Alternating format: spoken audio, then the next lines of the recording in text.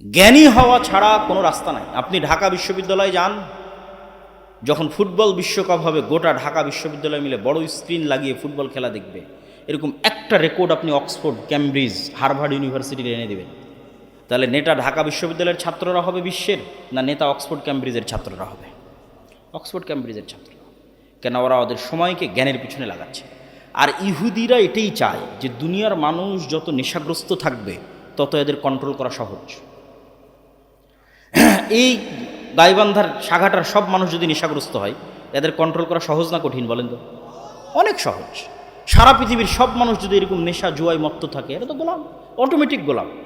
এদের নিজস্ব, এরা হচ্ছে জম্বি বলে, যে এক প্রকার জম্বি প্রাণী, জম্বি ভাইরাস, যার নিজস্ব কোনো স্বাধীন চিন্তা শক্তি নাই, ও অন্যের দ্বারা কন্ট্রোল হয়, চলতেই থাকে, বুঝে না আগে পিছে কি আছে। এই জম্বি প্রাণীর মতো প্রাণী হয়ে যাবে এরা টিকটক, ফেসবুক, ইউটিউব, জুয়া, মদ, নেশা, তার জীবনের কোনো লক্ষ্য উদ্দেশ্য আছে, কিছু করতে হবে, এগুলো না, পরিপূর্ণরূপে গোলাম, অন্যের দ্বারা কন্ট্রোল। তাহলে এইরকম একটা কম দিয়ে, এরকম একটা জাতি দিয়ে আপনি কোনোদিন স্বাধীন হতে পারবেন না। গোলামির জিঞ্জির ভাঙতে হলে জ্ঞান এবং শিক্ষার মাধ্যমে গোলামির জিঞ্জির ভাঙতে হবে। অতএব যে কোনো মূল্যে জ্ঞানের চর্চা বাড়াতে হবে। যতজন এখানে উপস্থিত হয়েছে, কয়জন বই পড়ে, কয়টা মা এবং বোনেরা বই পড়ে? নিজের বাড়িতে বই পড়ার ডেস্ক তৈরি করতে হবে। অজানাকে জানার আগ্রহ তৈরি করতে হবে। খাবারের টেবিলে যেমন কয়েক আইটেমের খাবার থাকে, আজ এটা ভালো লাগছে না তো কাল ওইটা, এরকম কয়েক আইটেমের বই থাকবে, আজ এটা ভালো লাগছে না তো ওইটা, ওইটা ভালো লাগছে না তো ওইটা, কিন্তু জ্ঞানের রাস্তায় এগিয়ে যেতে হবে। যুবক সমাজ যারা উপস্থিত আছে তাদেরকে জ্ঞানের পিছনে সময় দিতে হবে। এই পুরো ফেসবুককে ডেভেলপ করা আছে, পুরো টিকটককে ডেভেলপ করা আছে, কোটি কোটি টাকা এর পিছনে ব্যয় করা আছে। শুধু এই সাইকোলজিক্যাল যারা সায়েন্টিস্ট, মানসিক বিজ্ঞানী যারা, ওদের পিছনে কোটি কোটি টাকা বেতন দিয়ে নির্ধারণ করা আছে যে কোন কালার, কোন ফিচার মানুষের সময়কে বেশি টেনে রাখতে পারবে, ওই কালার, ওই ফিচার কোনটা বের করো। তখন দেখবে যে সব নীল কালার। কেননা তারা গবেষণা করে বের করেছে যে নীল মানুষের ব্রেনকে বেশি অ্যাট্রাক্ট করতে পারে। সেটা এখন টুইটার হোক, সেটা ইনস্টাগ্রাম হোক, সেটা এখন কী বলে ওর নাম, ফেসবুক হোক। তারপরে ফিচার, এই যে নিউজ ফিড এমন একটা ফিচার যা ঘন্টার পর ঘন্টা মানুষের মনোযোগকে টেনে ধরে রাখতে পারবে। তাহলে সময় নষ্ট মানে জ্ঞান অর্জন করতে পারছেন না, জ্ঞান অর্জন করতে পারছেন না মানে গোলাম তৈরি হচ্ছে। ইহুদিরা এটাই চায়। ওই খ্রিস্টানরাও পৃথিবীর লজিক বুঝে না। খ্রিস্টানরাও 5 দিন ইনকাম করে 2 দিন মদের বার, জুয়ার পাব, হচ্ছে খ্রিস্টানদের অভ্যাস। 2 দিনের টাকা উপার্জন করে, 5 দিনের টাকা উপার্জন করে মদের বারে, জুয়ার পাবে আর গার্লফ্রেন্ডের পিছনে খরচ করে শেষ। তাহলে ওই খ্রিস্টানকেও কে কন্ট্রোল করতে পারবে? ইহুদিরা। এবং কন্ট্রোল করতেছে, অলরেডি কন্ট্রোল করতেছে। নেশাগ্রস্ত মানুষ কোনোদিন স্বাধীন নয়, জুয়ায় আক্রান্ত মানুষ কোনোদিন স্বাধীন নয়, সময় অপচয় করে এরকম মানুষ কোনোদিন স্বাধীন নয়। এই জন্য আমাদের কোরআন শুরুই হয়েছে ইকরা বিসমি রব্বিকাল্লাযী খালাক দিয়ে। আল্লাহ নিজে জ্ঞানী, আদম আলাইহিস সালাতু ওয়াস সালাম জ্ঞানী, মুহাম্মদ সাল্লাল্লাহু আলাইহি সাল্লাম জ্ঞানী। বক্তব্যের শেষের দিকে এসে আপনাদেরকে সামারি করি, সারমর্ম করি। মুসলমানেরা গোলাম আছে, স্বাধীন হতে চায়, নেতা হতে চায়, বিশ্বকে শাসন করতে চায়। 4টা গুণ লাগবে। ঈমান বিল গায়বে ইয়াকিন লাগবে। গায়েবী মদদ কিভাবে পাওয়া যাবে তার লজিক সম্পর্কে জানতে হবে। পয়েন্ট নাম্বার 2, নেতা হওয়ার যে বীজ, এটা বপন করতে হবে। সেটা হচ্ছে সত্য বলা শিখতে হবে। আজকে এখান থেকে ওয়াদা করে যাবেন, নিজেরা জীবনে কোনোদিন আর মিথ্যা বলবেন না। 2 নাম্বারি করে অর্থ ইনকাম করবেন না। 2 নাম্বারি দুর্নীতি করে মানুষকে ধোকা দিয়ে 1 টাকা উপার্জনের চেষ্টা করবেন না। তাহলে আপনি নেতা হবেন, আপনার ছেলে নেতা হবে। অন্যথায় আপনি গোলাম, আপনার ছেলে গোলাম, এই জাতি গোলাম। একটা প্রজন্ম লাগবে যারা ঈমান বিল গায়বে ইয়াকিন রাখে। একটা প্রজন্ম লাগবে যারা শতভাগ সত্যবাদী, শতভাগ আমানতদার, ন্যায়পরায়ণ এবং ধৈর্যশীল। 3 নাম্বার, একটা প্রজন্ম লাগবে যারা শুধু সালাত, 5 ওয়াক্ত সালাত নয়, রাতের সালাতেও অভ্যাসী। যারা শুধু 5 ওয়াক্ত সালাত নয়, সকাল সন্ধ্যার জিকিরও অভ্যাসী। কেন? গায়েবের মদদকে টেনে নিয়ে আসার মাধ্যম লাগবে। 4 নাম্বার, জ্ঞান এবং শিক্ষায় এগিয়ে যেতে হবে। এই সর্বনিম্ন এই কয়টা শর্ত যদি পূরণ করতে পারে মুসলমানেরা, তাহলে মুসলমানেরা শুধু বাংলাদেশের নেতা হবে না, সারা পৃথিবীর নেতা হবে। আপনি বাংলাদেশের নেতা হওয়ার জন্য, ঈমান বিল গায়বে ইয়াকিন না থাকার জন্য মন্দির পাহারা দিয়ে ক্ষমতা অর্জন করতে চাচ্ছেন। আর যদি ঈমান বিল গায়বে ইয়াকিন অর্জন হয়, আর এই যে পয়েন্টগুলো বললাম এগুলো অর্জন হয়, শুধু বাংলাদেশের ক্ষমতা আল্লাহ আপনাকে দিবে না, সারা পৃথিবীর ক্ষমতা দেবে। কেন? গায়েবের লজিকে আপনাকে ক্ষমতার পূর্ব শর্ত পূরণ করতে হবে, ক্ষমতা পাওয়ার পূর্ব শর্ত পূরণ করতে হবে, তখন আল্লাহ আপনাকে ক্ষমতা দিবে। এই বলে আমি আমার আজকের সংক্ষিপ্ত বক্তব্য এখানেই শেষ করছি। হইচই হইচই করবেন না, প্রশ্নোত্তর আছে। আচ্ছা, প্রধান অতিথি 5 মিনিটের মধ্যে আসতেছে, উনি একটু কথা বলবে। আর বই পুস্তকও আছে কোথায়, ডান পাশে মনে হয় গেটের বাইরে। একটু ধীর স্থিরভাবে থাকেন, একটু প্রশ্নোত্তর। শয়তান আছে। আর এমন একটা বাড়ি সালাম দিয়ে প্রবেশ করে, সালাম দিয়ে বের হয়, কোরআন তেলাওয়াত করে, 5 ওয়াক্ত সালাত আদায় করে, তাহলে ওই বাড়ি যেমন এখানে লাইট জ্বলতেছে, এই এলাকাটা আলোকিত হয়ে আছে, গায়েবে ওই বাড়িটা নূরের আলোয় আলোকিত হয়ে আছে। কেন? ওখানে ফেরেশতারা একত্রিত হয়ে আছে, ফেরেশতারা একত্রিত হয়ে আছে। সম্মানিত উপস্থিতি, তাহলে ফেরেশতাদের অস্তিত্বের উপর ইয়াকিন, এটা ইমানের একটা বড় পার্ট। এবং ফেরেশতা এবং শয়তান এই দুটো আমাদের সাথে এত বেশিভাবে জড়িত, এত বেশিভাবে যুক্ত, যে আমি যদি বলি আপনার বাপ মা, আপনার পিতামাতা, আপনার সন্তান সন্ততি, আপনার স্ত্রী পুত্র আপনার সাথে যতটা যুক্ত, তার চেয়ে বেশি যুক্ত ফেরেশতা এবং শয়তান, তাহলে বাড়াবাড়ি হবে না। কেন বাড়াবাড়ি হবে না? আদম আলাইহিসসালাতু ওয়াসসালামকে যখন আল্লাহ সুবহানাহু ওয়া তাআলা সৃষ্টি করেছে, তখন আদম আলাইহিসসালাতু ওয়াসসালাম সৃষ্টির পরে আল্লাহ বলেন, আদম এই যে এটা তোমার বউ, এটা তোমার বাপ মা, এটা তোমার ছেলে মেয়ে না। আদম আলাইহিসসালাম সৃষ্টির পরে সর্বপ্রথম কোনো মানুষের সাথে পরিচিত হয়নি। আদম আলাইহিসসালাম সৃষ্টির পরে ভিন্ন জগতের, গায়েবের জগতের দুইটা প্রাণীর সাথে পরিচিত হয়েছে, একটার নাম ফেরেশতা, একটার নাম জিন। তাহলে মানুষের অস্তিত্বের সাথে মানুষের অস্তিত্ব আগে না ফেরেশতার শয়তানের অস্তিত্ব আগে? বলেন, ফেরেশতার শয়তানের অস্তিত্ব আগে। তাহলে আপনার সাথে আপনার বাপ মায়ের অস্তিত্ব, আপনার ছেলে মেয়ে স্ত্রী পুত্রের অস্তিত্ব আগে, না আপনার সাথে ফেরেশতার শয়তান আছে এটা আগে? ফেরেশতার শয়তান আছে এটা। কেন? আপনি যখন প্রথম সৃষ্টি হয়েছেন, তখন আপনিও সৃষ্টি হওয়ার পর আগে ফেরেশতাকে দেখেছেন আর শয়তানকে দেখেছেন। এই জন্য এইটাই হলো গায়েব। এইটা যত আপনি জানবেন, গায়েবের লজিকগুলো যত জানবেন, গায়েবের কার্যকরণের সূত্র যত জানবেন, তত গায়েবের মদদ পাওয়ার রাস্তা আপনার জন্য উন্মুক্ত হবে। সম্মানিত উপস্থিতি, বক্তের দ্বিতীয় পয়েন্টে চলে যাই, যেহেতু সময় অল্প। দ্বিতীয় পয়েন্ট আমরা বলেছি নেতৃত্বের বিকাশ। গোলামির অপরপিঠ নেতা, নেতা নন মানে গোলাম, গোলাম নন মানে নেতা। তাহলে আমরা এখন গোলাম মানে আমরা নেতা নই, নেতা হতে হবে। নেতা হলে গোলামি কেটে যাবে। এখন বিশ্বের নেতা অন্যরা আছে, আমরা বিশ্বের গোলাম আছি। বিশ্বের নেতা হলে আমাদের গোলামি কেটে যাবে, অন্যরা গোলাম হবে। তো আমরা যদি বিশ্বের নেতা হতে চাই, তাহলে নেতৃত্বের বীজ কি রোপণ করলে নেতা তৈরি হবে, কি বপন করলে, ধানের চারা, অমুকের চারা, এগুলো কোনটা রোপণ করলে কি হয় খুব ভালো জানেন। তো কি রোপণ করলে, কি বপন করলে নেতা তৈরি হয়? সেটার নাম ন্যায়পরায়ণতা, সেটার নাম সত্যবাদিতা, সেটার নাম আমানতদারিতা, সেটার নাম ধৈর্যশীলতা। এই 3-4টে দিয়ে নেতা তৈরি হয়। পৃথিবীতে যত নবী রাসূল এসেছে, সকল নবী রাসূল জন্মগত সত্যবাদী, আমানতদার, ন্যায়পরায়ণ এবং ধৈর্যশীল। কিন্তু আমাদের মুসলমানদের অবস্থা হচ্ছে, আলেম ওলামা থেকে শুরু করে, আমরা নিজেরা থেকেও শুরু করে, যে আমরাও নেতৃত্বের অযোগ্য। আমরা নিজেরা থেকে শুরু করে, সবাই থেকে শুরু করে আমি বলতেছি যে মুসলমানদের আজকের সবচেয়ে বড় সমস্যা কি? মুসলমানেরা মুনাফিক অবস্থায় দিন পার করছে। লাম্মা ইয়াদখুলুল ঈমানু ফি কুলুবিহিম, অন্তরে ঈমান প্রবেশ করেনি।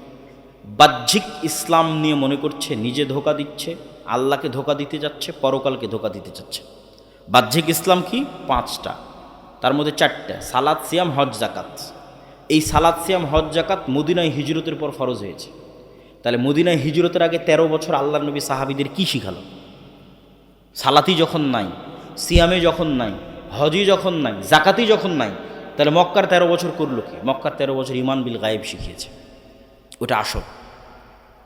মক্কার 13 বছর ইমান বিল গায়েব শেখানো হয়েছে, সত্যবাদিতা, ন্যায়পরায়ণতা, আমানতদারিতা, ধৈর্যশীলতা শেখানো হয়েছে, নেতা বানানো হয়েছে। তারপরে যখন মাঠ রেডি হয়ে গেছে, তখন তার উপরে এসেছে সালাত, সিয়াম, হজ, জাকাত। এখন সালাত, সিয়াম, হজ, জাকাত তো অবশ্যই আদায় করতে হবে, কিন্তু দুঃখজনক হলো সত্য, আমরা এই বাহ্যিক এবাদতগুলোকে নিজেকে ধোঁকা দেওয়া, আল্লাহকে ধোঁকা দেওয়া, মানুষকে ধোঁকা দেওয়ার মাধ্যম বানিয়েছে। নিজেকে ধোঁকা দেওয়ার মাধ্যম কি? যাক, যা সুদ ঘুষ করলাম, এবার হজ করে সব গুনাহ মাফ করে নিই, এটা নিজেকে ধোঁকা দেওয়া। তাহলে ওসি, ডিসি, এসপি, মন্ত্রী, মিনিস্টার, এসিল্যান্ড, সাব রেজিস্ট্রার, যে যেখানে ব্যবসায়ী, যে যেখানে দায়িত্ব পালন করতেছে, তার 50%-এরও বেশি নামাজি, তার 60-70%-এর বেশি হয় 1-2 বার ওমরা করেছে, 2-3 বার হজ করেছে, তার 100% অন্তত কোনো মসজিদ, মাদ্রাসা, কোনো কমিটি, জালসা কমিটি এগুলোর সাথে যুক্ত আছে। কিন্তু ওর দায়িত্বের জায়গায় যখন বসতেছে তখন মিথ্যুক, ওর দায়িত্বের জায়গায় যখন বসছে তখন দুর্নীতিবাজ, ওর দায়িত্বের জায়গায় যখন বসে তখন আমানতের খেয়ানতকারী, তাহলে সে মুনাফিক। লাম্মা ইয়াদখুলুল ঈমানু ফি কুলুবি, এটা অসম্ভব, জেনে নেন এটা অসম্ভব যে একটা অন্তরে ঈমান বিল গায়েবও থাকবে, মানে আল্লাহর উপর ঈমান, ফেরেশতার উপর ঈমান, পরকালের উপর ঈমান থাকবে, আবার ওই অন্তরে মিথ্যাও প্রবেশ করবে, দুর্নীতিও প্রবেশ করবে, ধোঁকাও প্রবেশ করবে, এটা অসম্ভব। এক অন্তরে এই দুটো একত্রিত হবে না। লা ঈমানা লিমান লা আমানাতা লাহু। তাহলে ওই অন্তরে ঈমান প্রবেশ করেনি, বাহ্যিক আমল আছে, আর সে অন্তরের দিক থেকে মুনাফিক। এটা হলো আজকের মুসলমানদের সবচেয়ে বড় সমস্যা। এই জন্য আমি আমার বহু বক্তব্যে বলেছি, আজকের মুসলমানেরা এই যুগের বানু ইসরাইল। কেননা গোলামির মাধ্যমে জাতির চরিত্র পরিবর্তন হয়ে যায়। গোলামি মে বদল জাতি হে কওমো কি তকদির, কওমো কা জমির। আল্লামা ইকবাল বলেছেন, গোলামি করতে করতে জাতির স্বভাব চরিত্র চেঞ্জ হয়ে যায়। তো বানু ইসরাইলেরা তো নবীর সন্তান। নবীর সন্তান কেমনে বলে যে আপনি আর আপনার আল্লাহ গিয়ে যুদ্ধ করেন? নবীর সন্তানেরা কেমনে বলে ঠিক আছে শনিবারের দিন মাছ ধরতে নিষেধ করলেন, আজ শনিবারের দিন আমরা বেড়া দিয়ে ঘিরে রাখবো, তো রবিবারের দিন মাছ ধরবো? 2 নম্বরই বুদ্ধি। তো নবীর সন্তান, তাহলে নবীর সন্তানেরা এই 2 নম্বরই বুদ্ধি শিখলো কোথায়? যখন ফেরাউনের 300-400 বছর গোলামি করেছে, গোলামি করতে করতে স্বভাব চরিত্র পরিবর্তন হয়ে গেছে। কিন্তু মুসা আলাইহিস সালামকে আল্লাহ ওই গোলামদের সাথে বড় করেন। মুসা আলাইহিস সালামকে আল্লাহ বড় করেছে ফেরাউনের বাড়িতে, যাতে মুসা আলাইহিস সালামের মধ্যে এগুলো চুরি, চামারি, বাটপারি, দুর্নীতি, 2 নম্বরই, মিথ্যা এগুলো প্রবেশ না করে, যাতে মুসা আলাইহিস সালাম আত্মমর্যাদা, আত্মসম্মান, সত্যবাদিতা, ন্যায়পরায়ণতা, আমানতদারিতা, ধৈর্যশীলতা এগুলো গুণে নেতা হয়। তো মুসা আলাইহিস সালাম ফেরাউনের বাড়িতে বড় হয়ে হলেন নেতা। এবার নেতার সাথে পুরো কওম গোলাম। কেন এই কওম 300 বছর থেকে গোলামি করতেছে, 400 বছর থেকে গোলামি করতেছে, যাদের রক্তের মধ্যে মিথ্যা, ধোঁকা, দুর্নীতি ঢুকে আছে। তাহলে এই জাতিকে নিয়ে এক নেতা কেমনে চলবে? চলতে পারেনি। এক মুসা আলাইহিস সালাম মাত্র নেতা, বাকি সবার মেন্টালিটি গোলাম। পদে পদে মুসা আলাইহিস সালামকে তারা বাধা দিয়েছে। শেষ পর্যন্ত মুসা আলাইহিস সালাম বিরক্ত হয়ে আল্লাহকে বলেছে, আল্লাহ এই জাতির দায়িত্ব আমি পালন করতে পারবো না, আমাকে উঠিয়ে নেন। কেন নেতা একমাত্র ছিল মুসা আলাইহিস সালাম, কারোর মধ্যে নেতৃত্বের গুণ ছিল। তো আজকের মুসলমানেরা জন্মগত নেতা ছিল। কেননা মুসলমানদের আদি পিতা তথা বানু ইসমাইলের বংশধর কোনোদিন গোলাম ছিল না। ফলত ইসমাইলের বংশধর পুরোটাই জন্মগত নেতা। যেমন আব্দুল মুত্তালেব কাফের এবং মুশরিক অবস্থায় মৃত্যুবরণ করেছে, কিন্তু কোনো মায়ের সন্তান দাঁড়িয়ে বলতে পারবে না যে আব্দুল মুত্তালেব কারো 1 টাকা মেরে নিয়েছে। কেউ দাঁড়িয়ে বলতে পারবে না যে আব্দুল মুত্তালেব এখানে ধোঁকাবাজি করেছে। আব্দুল মুত্তালেবের ছেলে আবু তালেব, আলী রাদিয়াল্লাহু তাআলা আনহুর পিতা, কাফের এবং মুশরিক অবস্থায় মৃত্যুবরণ করেছে, কিন্তু কেউ দাঁড়িয়ে বলতে পারবে না যে আবু তালেব কারো 1 টাকার তসরুফ করেছে, আবু তালেব কারো উপর অন্যায়ভাবে জুলুম করেছে, আবু তালেব কাউকে ধোঁকা দিয়েছে। কেন এরা কোনোদিন গোলাম হয়নি, এরা জন্মগত নেতা, এরা কুরাইশ, এরা ইসমাইলের সন্তান, এরা জন্মগত নেতা। আবু সুফিয়ান প্রত্যেক যুদ্ধে মুহাম্মদ সাল্লাল্লাহু আলাইহি ওয়াসাল্লামের বিরুদ্ধে, বদরে মুহাম্মদ সাল্লাল্লাহু আলাইহি ওয়াসাল্লামের বিরুদ্ধে, উহুদে মুহাম্মদ সাল্লাল্লাহু আলাইহি ওয়াসাল্লামের বিরুদ্ধে, খন্দকে মুহাম্মদ সাল্লাল্লাহু আলাইহি ওয়াসাল্লামের বিরুদ্ধে নেতা তথা কাফের মুশরিকদের সর্দার, আর একদিকে মুসলমানদের সর্দার মুহাম্মদ সাল্লাল্লাহু আলাইহি ওয়াসাল্লাম। এই আবু সুফিয়ানকে যখন বাদশাহ হিরাক্লিয়াস জেরুজালেমে জিজ্ঞেস করছে মুহাম্মদ সাল্লাল্লাহু আলাইহি ওয়াসাল্লাম সম্পর্কে, তখন রেকর্ডার নাই, লাইভ নাই, ক্যামেরা নাই, কিচ্ছু নাই, তাও আবু সুফিয়ান মিথ্যা বলেনি, একটা শব্দ মিথ্যা বলেনি। কেন এরা কুরাইশ, এরা ইসমাইলের সন্তান, এরা কোনোদিন কারো গোলামি করেনি, এদের জন্মগত স্বভাব ছিল নেতৃত্বের স্বভাব। ছিল মুশরিক, ছিল কাফের, কিন্তু গুণ ছিল নেতৃত্বের।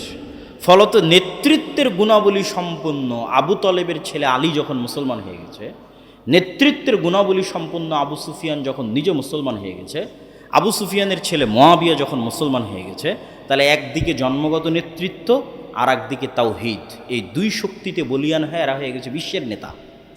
ছিল মক্কার নেতা, হয়ে গেছে বিশ্বের নেতা। উমাইয়ারাই সারা বিশ্ব শাসন করেছে, অর্ধ বিশ্ব শাসন করেছে। কেন আগে থেকেই ছিল জন্মগত নেতৃত্বের গুণ, 2 নম্বরে এসে যুক্ত হয়েছে মুহাম্মদ সাল্লাল্লাহু আলাইহি ওয়াসাল্লামের কাছ থেকে তাওহীদের গুণ, গায়েবের উপর ইয়াকিন, যে সারা বিশ্বের নেতা হয়ে গেছে। এই মুসলমানেরাই যখন এই উপনিবেশ, ইউরোপীয় উপনিবেশের 150 বছরের গোলামি, এই 150 বছরের গোলামিতে আমাদের স্বভাব চরিত্র পরিবর্তন হয়ে গেছে। আমাদের রক্তের মধ্যে মিথ্যা, ধোঁকা, 2 নম্বরই, দুর্নীতি এগুলো ঢুকে গেছে। আপনি আজ ইউরোপ যান, আমেরিকা যান, লন্ডন যান, সবচেয়ে বেশি মিথ্যা ডকুমেন্টস দিয়ে, মিথ্যা পেপারস দিয়ে, মিথ্যা ওয়াদা দিয়ে, মিথ্যা তথ্য দিয়ে, মিথ্যা কথা দিয়ে, মিথ্যা বেনিফিটস নিয়ে সবচেয়ে বেশি বসবাস করতেছে মুসলমানেরা। পুরো জীবনটাই মিথ্যার উপর দাঁড়িয়ে আছে। তাহলে কিভাবে তারা নেতা হবে? আর মুসলমানেরা যেন কোনোদিন সত্য বলা শিখতে না পারে, যেন মিথ্যার উপরেই, দুর্নীতির উপরেই তাদের প্র্যাকটিস চলে। এই জন্য ইহুদি খ্রিস্টানেরা দুইটা জিনিস মুসলমানদের উপর চাপিয়ে দিয়ে রেখেছে, একটার নাম গণতন্ত্র আর একটার নাম সুদ। যেন কোনোদিন সত্য বলা শিখতে না পারে। গণতন্ত্র কেন? গণতন্ত্র এমন এক সিস্টেম যে ঠিক আছে আমরা ব্রিটিশরা চলে গেলাম, আমরা সরাসরি তোমাদের উপর শাসক নাই, কিন্তু তোমরা যদি একবার সত্য বলা শিখে যাও, ন্যায় প্রতিষ্ঠা করা শিখে যাও, আমানতদার হয়ে যাও, তোমরা তো নেতা হয়ে যাও। তোমাদেরকে গোলাম বানাতে চাইলে তোমাদেরকে মিথ্যা বলা, দুর্নীতি করা আমাদের শিখাতে হবে। এই কালচার অব্যাহত রাখতে হবে। আর এই কালচার অব্যাহত রাখার জন্য গণতন্ত্র লাগবেই। গণতন্ত্র এমন এক সিস্টেম যেখানে এক দল আর এক দলের বিরুদ্ধে বলবে তো বলবেই, একই আসনের মনোনয়ন প্রার্থী একই দলের একজন আরেকজনের বিরুদ্ধে মিথ্যা, নিন্দা, গীবত, তহমত, দুর্নীতি, টাকা দিয়ে মনোনয়ন কেনার চেষ্টা করবে। তাহলে যতজন এমপি পদে দাঁড়িয়েছে এরা আল্লাহর দৃষ্টিতে গায়েবের লজিকে গোলাম। হতে পারে নেতা, হতে পারে এমপি, কিন্তু গায়েবের লজিকে এরা সব কি বলেন তো? গোলাম, কৃতদাস। কেন? শুরুটা হয়েছে মিথ্যা এবং দুর্নীতিতে, এরা নেতা হতে পারবে না। এই মিথ্যুক দুর্নীতিবাজ এমপি, মন্ত্রী, মিনিস্টার যখন দেশের দায়িত্ব নেবে, তখন ও ভারত আর আমেরিকার টাকার কাছে বিক্রি হয়ে যাবে। কেননা ওই জন্যই ওকে তৈরি করা হয়েছে। কে একজন সত্যবাদী আমানতদার নেতার যদি জন্ম হয়, ও তো টাকার কাছে বিক্রি হবে না। তাহলে গণতন্ত্র অব্যাহত রাখতে হবে যেন মিথ্যুক তৈরি হয়। গণতন্ত্র মিথ্যুক, দুর্নীতিবাজ, ধোঁকাবাজ তৈরির কারখানা। এখানে সব নেতা মিথ্যুক অবস্থায় আসতে হবে, ওইভাবেই কালচার তৈরি করা আছে। পয়েন্ট নাম্বার 2, সুদ। আপনাদের গাইবান্ধার যত মা বোন কিস্তিতে টাকা নিয়েছে, এরা নিজেরা তো মিথ্যা বলে, ছেলে মেয়েকেও মিথ্যা বলা শিখিয়েছে। যে বলো বাড়িতে নাই, বলো কাল দিব, এই সমস্যা, ছেলে মেয়েকেও মিথ্যা বলা শিখিয়েছে। এটা আমি বলিনি, রাসূল সাল্লাল্লাহু আলাইহি ওয়াসাল্লাম বলেছে যে মানুষ যখন কর্জ নেওয়া শুরু করে, মিথ্যা বলা শুরু করে। আর মিথ্যা বললে আর নেতা হওয়া যাবে না, মানে গোলামির জিঞ্জির আর ভাঙবে না। কেন? গায়েবের লজিকে নেতৃত্বের গুণের একমাত্র শুরুর রাস্তাই হচ্ছে সত্যবাদিতা, আমানতদারিতা, ন্যায়পরায়ণতা, ধৈর্যশীলতা। তাহলে আপনি নেতা হতে চান, গোলামির জিঞ্জির ভাঙতে চান, এই গুণগুলো লাগবে। এই গুণগুলো ছাড়া সম্ভব নয়। পয়েন্ট নাম্বার 3, সৎ আমল। গায়েবের লজিকে গায়েবের মদদ পৃথিবীতে টেনে নিয়ে আসার শর্ত যতক্ষণ পূরণ করতে না পারবেন, গায়েবের মদদ আসবে না। আর ভূমিকাতে বলে দিয়েছি, গায়েবের মদদ ছাড়া মুসলমানদের বিজয় সম্ভব নাকি? বলেন না যে গায়েবের মদদ ছাড়া মুসলমানদের বিজয় সম্ভব? Full stop. দুনিয়ার লজিকে মুসলমানদের বিজয় সম্ভব নয়, আগেও নয়, পরেও নয়, কিয়ামত পর্যন্ত নয়। একমাত্র রাস্তা আল্লাহর সাহায্য লাগবে। তাহলে আল্লাহর সাহায্য আসার পূর্ব প্রস্তুতি স্বরূপ আল্লাহর সাহায্য পাওয়ার পূর্ব শর্ত পূরণ করতে হবে। তো সাহায্য পাওয়ার পূর্ব শর্তের 3 নম্বর পয়েন্ট হচ্ছে সৎ আমল। যেমন কল্পনা করেন, একদল প্রজন্ম যারা ইমান বিল গায়েবে ইয়াকিন রাখে, একদল প্রজন্ম যারা মিথ্যা বলা জানে না, দুর্নীতি, ধোঁকাবাজ 2 নম্বরই জানে না, সত্যবাদী, আমানতদার, ন্যায়পরায়ণ। 3 নম্বর, এই প্রজন্ম মোটামুটি আল্লাহর গায়েবী মদদ অর্জনের যোগ্যতা অর্জন করতেছে।